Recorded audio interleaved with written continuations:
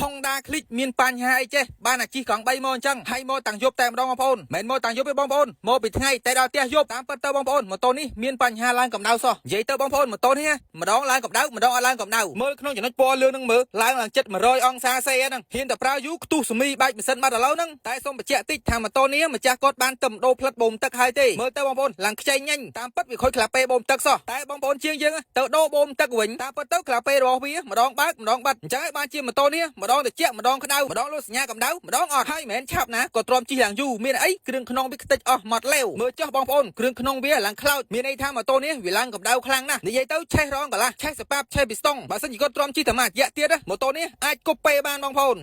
មើលផ្លិតបូមទឹកឡើងខ្ចីញញហើយម៉ូតូនៅតែឡើងកម្ដៅដដែលអញ្ចឹងមកថាការជួសជុលបើយើងជួសជុលអត់ចំគោលដៅទេម្ចាស់គេប្រកាសជាលែងទុកចិត្តហើយគឺគេធ្វើតែម្ដងទេបងប្អូនហើយម៉ូតូនេះបងប្រុសឲ្យខ្ញុំឆែកមើលខាងប្លុកកាទេសេះពៀនដែរគាត់ថាម៉ូតូគាត់ជិះស្ទុះធម្មតាតែខបញ័រក្បាលញ័រកទួយញ័រគូតមានអាណាដល់ពេលខ្ញុំដោះមើលទៅស្បែកវាវិញនៅឡើងក្រាស់ខ្មឹកក៏ប៉ុន្តែប្រើការទេស្បែកវាឡើងរឹងក្រញ៉ង់ស្បែកចេះប្រើយូរទៅអស់តែត្រឡោកទេស្បែកវាមិនចេះអស់ទេហើយថ្ងៃនេះការងារក៏ច្រើនដែរបងប្អូនការងារពេញផ្ទះតែម្ដងហើយបើកូនចៅវិញឆ្លងឆ្នាំម្ដងកន្លះខែឆ្លងឆ្នាំគេតែ2 3ថ្ងៃឯងកន្លះខែចប់ហ្មងមកមើលម៉ូតូយើងវិញម្ដងថាវាឡើងកម្ដៅទៀតអត់បងប្អូនអាចមើលបានម៉ូតូនេះខ្ញុំបច្ឆេះចោលយូរហើយក៏បានជិះលោដែរតែកម្ដៅវាលោតែ7ជាង8ជាងបន្តិចហ្នឹងទេអញ្ចឹងមានន័យថាម៉ូតូនេះខ្ញុំធ្វើបានជោគជ័យហើយបងប្អូនហើយតែជោគជ័យឯងជាង10ប្រកាសជាបានលុយហើយតែបានលុយល្ងាចហ្នឹងនឹងជាង10ដាក់ចាក់ទៀតហើយ